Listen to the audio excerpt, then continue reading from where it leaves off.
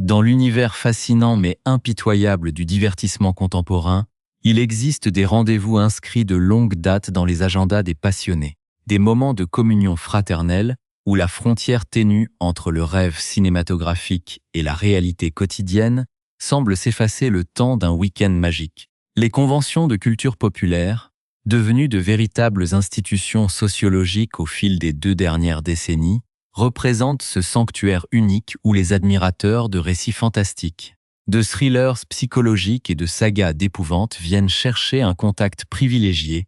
avec les visages qui ont bercé leur imaginaire ou hanté leurs nuits les plus sombres. C'est dans cette atmosphère électrique, lourde d'une attente presque palpable et d'une ferveur collective, savamment entretenue par des mois de promotion intensive sur les réseaux numériques,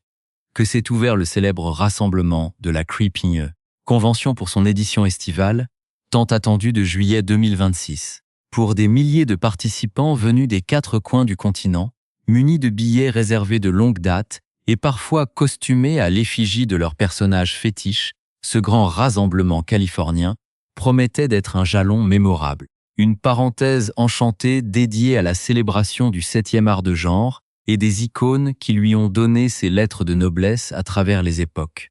L'excitation générale reposait grandement sur la promesse d'un alignement prestigieux de vedettes internationales, un ensemble de talents éclectiques capables de traverser les générations.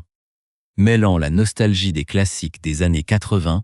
à la vivacité des franchises contemporaines les plus lucratives de l'industrie hollywoodienne. La présence annoncée de figures légendaires comme l'inestimable Christopher Lloyd, dont le nom reste éternellement gravé dans les mémoires des cinéphiles de toutes les générations,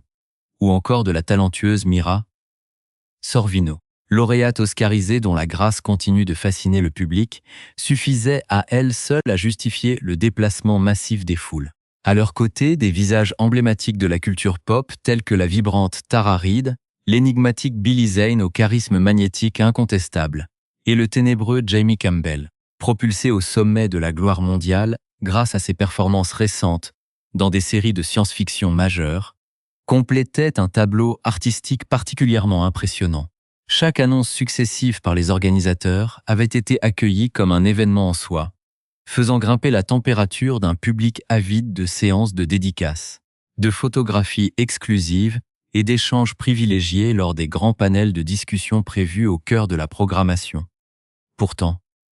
au-delà de cette constellation de célébrités confirmées, un événement précis cristallisait toutes les attentions et soulevait une vague d'enthousiasme sans précédent parmi les puristes du cinéma de genre. Il s'agissait des retrouvailles officielles et hautement symboliques de 2 figures centrales d'un des chapitres les plus marquants de la célèbre saga horrifique Scream. Une franchise qui a su réinventer les codes du film de slasher à la fin du siècle dernier, sous la direction du regretté maître de l'angoisse Wes Craven. 15 ans après avoir partagé l'affiche du 4e volet de cette anthologie culte, Hayden Panettiere et son partenaire à l'écran Nico Tortorella devaient se prêter au jeu d'une réunion exclusive, offrant aux nostalgiques de cette œuvre marquante l'opportunité rare de les voir côte à côte, évoquant les souvenirs d'un tournage mémorable et l'héritage durable de leurs personnages respectifs dans l'esprit des amateurs de frissons. L'attente autour de ce duo était d'autant plus vive que le personnage incarné par la comédienne avait acquis au fil du temps un statut d'icône absolue auprès de la communauté des fans, symbolisant la résilience et la modernité de l'héroïne contemporaine face à la menace invisible et masquée du tueur légendaire. Pour que ces moments d'analyse approfondie et ces chroniques exclusives sur les coulisses de vos événements culturels, Préféré continue de voir le jour. Il est essentiel de soutenir le travail méticuleux d'investigation et de narration qui accompagne chaque grand rendez-vous de l'actualité artistique. En prenant un court instant pour vous abonner dès à présent à notre chaîne d'actualité vidéo, en activant les notifications pour ne manquer aucune de nos prochaines grandes enquêtes cinématographiques, et en partageant ces contenus avec d'autres passionnés. Vous permettez à notre équipe de maintenir ce niveau d'exigence éditoriale et de continuer à explorer ensemble les mystères cachés derrière les projecteurs de la scène internationale. Votre fidélité et votre engagement actif sont le véritable moteur de notre production quotidienne. nous poussant à décortiquer chaque annonce, chaque retournement de situation et chaque parcours de vie avec le plus grand sérieux et une passion jamais démentie pour l'art de raconter les histoires humaines qui se nouent à l'ombre de la célébrité. Alors que les portes du centre de congrès s'apprêtaient à s'ouvrir sous un soleil de plomb, et que la logistique complexe de l'événement entrait dans sa phase finale d'exécution. Une onde de choc invisible mais profonde a traversé les coulisses de l'organisation, menaçant de rompre le délicat équilibre d'un week-end qui s'annonçait historique, quelques heures seulement avant le coup d'envoi officiel, alors que les premiers spectateurs commençaient déjà à former de longues files d'attente à l'extérieur des bâtiments. La direction de la convention a été contrainte de diffuser un communiqué d'urgence qui allait transformer l'excitation générale en une immense vague d'interrogations et d'inquiétudes. Par le biais d'une publication laconique sur les réseaux sociaux officiels, l'annonce est tombée, froide et définitive, confirmant que la star incontestée du week-end, l'actrice principale dont le nom figurait en tête d'affiche de toutes les promotions, annulait purement et simplement sa participation à la dernière minute. En un instant, le rêve des retrouvailles s'évanouissait pour les admirateurs désemparés, laissant place à une multitude de questions sans réponse immédiate sur les raisons de cette défection soudaine qui laissait son partenaire de jeu isolé face à la foule. Cette absence inattendue ne constituait malheureusement pas un cas isolé au cours de la préparation tumultueuse de cette édition de la Cripinnier Convention, révélant en filigrane la complexité croissante d'organiser de tels rassemblements à une époque où les impératifs personnels et professionnels des artistes se heurtent souvent à la rigidité des calendriers événementiels. Le public a ainsi dû digérer une succession de déconvenues notables, à commencer par le désistement préalable de Tori Spelling, une autre figure emblématique du cinéma d'épouvante des années 90, pour avoir marqué de sa présence le second opus de cette même franchise Scream. De plus, les organisateurs avaient déjà été contraints d'annoncer le report à des dates ultérieures des venues de la légendaire Christina Ricci, du talentueux comédien de composition John Carroll Lynch et de l'inoubliable Karel Strucken. Autant de défections majeures qui avaient déjà fragilisé la structure initiale de la programmation. Pourtant, malgré ces ajustements successifs que les passionnés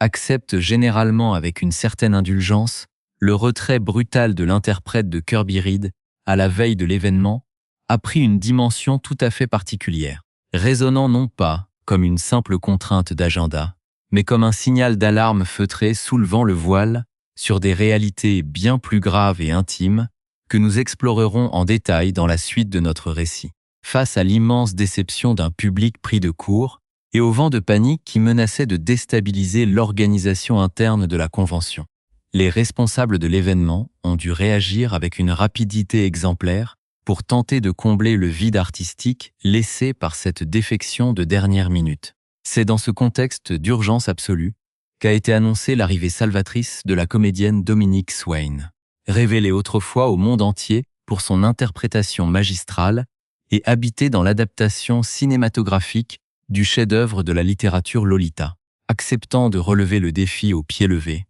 l'actrice a accepté de modifier son propre emploi du temps pour assurer une présence continue durant le samedi et le dimanche, offrant ainsi une alternative de prestige aux visiteurs déboussolés et permettant de maintenir une dynamique positive au sein des halls d'exposition. Malgré la générosité de ce geste professionnel salué par la critique, les couloirs du centre de congrès restaient vibrants de rumeurs et d'interrogations persistantes quant à la nature exacte de la crise, qui avait poussé la vedette initiale à renoncer à ses engagements contractuels si près du but. Les organisateurs se voulaient rassurants dans leur communication officielle, insistant sur le fait que la jeune femme de 36 ans demeurait un membre estimé de leur grande famille artistique et qu'elle serait chaleureusement accueillie lors d'une prochaine édition, dès que les circonstances le permettraient. Mais la formulation mystérieuse, évoquant une urgence absolue, laissait planer un doute inconfortable. Pour couper court aux spéculations les plus folles qui commençaient à envahir les forums spécialisés et les plateformes numériques d'actualité à sensation, les représentants officiels de l'actrice ont rapidement pris la parole par le biais d'une déclaration exclusive transmise au prestigieux journal new-yorkais Page Six. Cette mise au point médiatique, bien que concise, a permis d'apporter un éclairage indispensable sur la situation en révélant que l'annulation soudaine était dictée par une affaire familiale strictement privée, touchant directement à la santé chancelante d'un parent âgé de la comédienne. Cette explication empreinte de gravité a immédiatement modifié la perception du public, transformant la frustration initiale des fans en un élan de sympathie et d'empathie profonde envers une artiste dont la trajectoire de vie a souvent été marquée par des épreuves personnelles, particulièrement documentées par les médias internationaux. La décision de faire passer les impératifs familiaux et le soutien à un proche en détresse avant les obligations professionnelles, aussi prestigieuses soient-elles, a rappelé à chacun la vulnérabilité intrinsèque des célébrités derrière le phare des projecteurs et la superficialité apparente des tapis rouges hollywoodiens. Cette situation d'urgence médicale et affective prend une résonance encore plus intense lorsqu'on la met en perspective avec les récentes déclarations publiques de la comédienne, qui venait tout juste d'entamer une démarche de vérité et de transparence absolue, avec la parution très remarquée de son livre de mémoire, intitulé de manière évocatrice « Une heure de compte avec soi-même ». Dans cet ouvrage autobiographique poignant et sans concession, l'ancienne enfant star s'est livrée comme jamais auparavant sur les coulisses sombres de sa gloire précoce, décrivant avec une précision chirurgicale les traumatismes psychologiques et la perte de repères identitaires qui guettent les très jeunes artistes propulsés trop tôt dans l'arène de l'industrie du spectacle. L'écho de cette publication résonnait encore fortement dans l'esprit des admirateurs venus à la convention, car l'actrice s'était longuement épanchée quelques semaines auparavant lors d'une conférence littéraire majeure organisée dans le quartier select de West Hollywood en Californie. Une intervention publique qui avait profondément marqué les esprits par sa franchise brutale et son refus des faux-semblants institutionnels. Durant cette prise de parole historique devant un parterre de professionnels et d'admirateurs, suspendue à ses lèvres, elle avait décrit l'expérience de la célébrité enfantine comme un processus d'une violence inouïe, utilisant le terme de traitement brutal pour qualifier la manière dont le système exploite la fraîcheur des jeunes talents, avant de les soumettre à une pression de tous les instants. Évoquant ses propres souvenirs d'enfance, elle avait partagé avec une émotion palpable le moment précis où elle avait traversé toute première crise d'identité majeure, un événement traumatique survenu alors qu'elle n'était âgée que de 12 ans. Se revoyant distinctement dans la solitude de sa chambre d'enfant, elle s'était retrouvée confrontée à l'impossibilité de concilier la vie normale d'une préadolescente avec les exigences démesurées d'une carrière internationale déjà en pleine expansion. Un déchirement intérieur dont les cicatrices psychologiques ont mis des décennies à se refermer sous le regard inquisiteur des caméras du monde entier. La description qu'elle a donnée de ce milieu professionnel s'apparente à une véritable plongée dans un univers carcéral et déshumanisant. L'actrice, comparant les séances d'audition et les plateaux de tournage de sa jeunesse à des pièces froides et austères, où une rangée de cadres de studio et de directeurs de casting anonymes passent leur temps à vous juger et à quantifier votre valeur, air marchande. Cette pression permanente, subie à un âge où la personnalité est encore en pleine construction, explique en grande partie les combats ultérieurs que la jeune femme a dû mener pour se réapproprier son propre destin et sa propre voix. Un combat thérapeutique dont la rédaction de ses mémoires constitue l'aboutissement le plus visible et le plus courageux. En choisissant aujourd'hui de se retirer temporairement de la scène publique pour veiller sur un membre de sa famille, la comédienne démontre une volonté farouche de préserver son cercle intime des exigences du système, affirmant ses priorités humaines face à une industrie qui a trop longtemps exigé d'elle des sacrifices personnels démesurés dès son plus jeune âge. Pour comprendre toute la portée de ce retrait soudain et la profondeur des thématiques soulevées par les récentes confessions de l'actrice,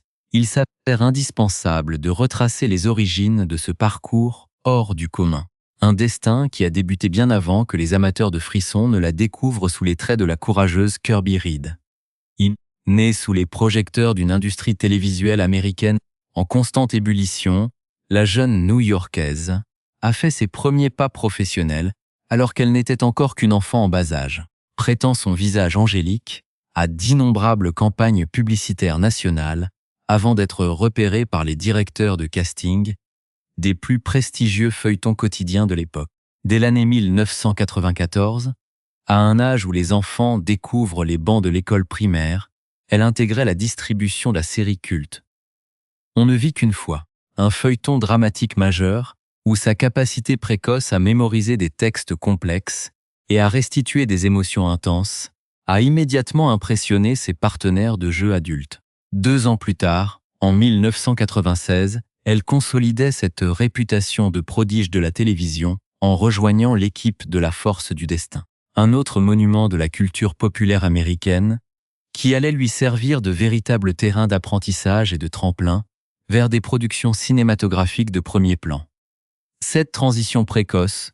du statut de jeune espoir des feuilletons, de l'après-midi à celui de star incontournable du cinéma mondial, ne s'est pas faite sans heurts ni sacrifices. L'exposition médiatique permanente, agissant comme un amplificateur des doutes et des fragilités inhérents à l'adolescence. Le passage à des rôles de composition plus exigeants, notamment dans des séries télévisées à grand succès international axées sur la musique country ou les super-pouvoirs, a transformé la jeune fille en une marque mondiale rentable. Un statut envié par beaucoup mais lourd, apporté pour une seule personne soumise aux exigences incessantes des studios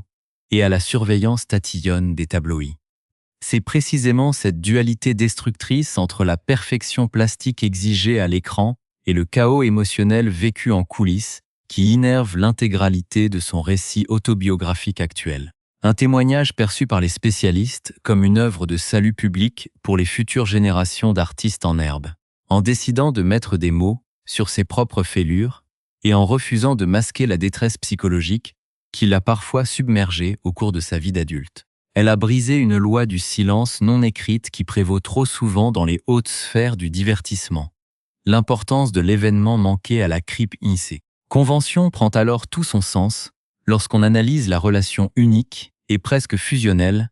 que la comédienne entretient avec la communauté des amateurs de cinéma de genre. Un public réputé pour sa fidélité indéfectible et son respect profond pour les artistes qui acceptent de se livrer sans phare. Pour les organisateurs du Rassemblement californien, la réunion programmée avec Nico Tortorella ne devait pas être une simple opération marketing ou une séance de dédicace impersonnelle, mais une célébration de la survie d'un personnage et d'une actrice qui ont su traverser les tempêtes de l'existence pour se réinventer et s'affirmer. La déception légitime des fans présents ce week-end-là s'est ainsi rapidement muée en un élan de solidarité collective extraordinaire. Les participants, utilisant les réseaux de la convention pour envoyer des messages de soutien et des vœux de prompt rétablissement à ce parent âgé, dont la dégradation de l'état de santé a nécessité la présence immédiate de sa petite fille à son chevet, au-delà du cas spécifique de la star de Scream. Cette édition de la convention restera gravée dans les mémoires comme un moment de vérité collective. Une illustration parfaite de la fragilité des équilibres sur lesquels reposent ces grands rassemblements populaires, où le destin des stars et les attentes des foules se croisent l'espace de quelques heures. La gestion de crise exemplaire manifestée par les équipes logistiques qui ont su trouver en la personne de Dominique Swain une remplaçante de haut vol capable d'apporter sa propre touche de glamour et d'histoire cinématographique, démontre la maturité d'une industrie événementielle désormais habituée à jongler avec les aléas du direct et les impératifs humains des célébrités. Les autres invités de marque, de Christopher Lloyd à Mira Sorvino, ont redoublé d'efforts tout au long du week-end pour offrir aux spectateurs des moments de partage inoubliables, compensant par leur générosité et leur accessibilité l'ombre, portée par les nombreuses annulations de dernière minute qui avaient émaillé la préparation du salon. En fin de compte, l'histoire secrète de ce week-end de juillet 2026 ne réside pas dans l'absence d'une actrice sur une scène officielle, mais dans la démonstration éclatante que l'empathie et le respect de la vie privée peuvent l'emporter sur les exigences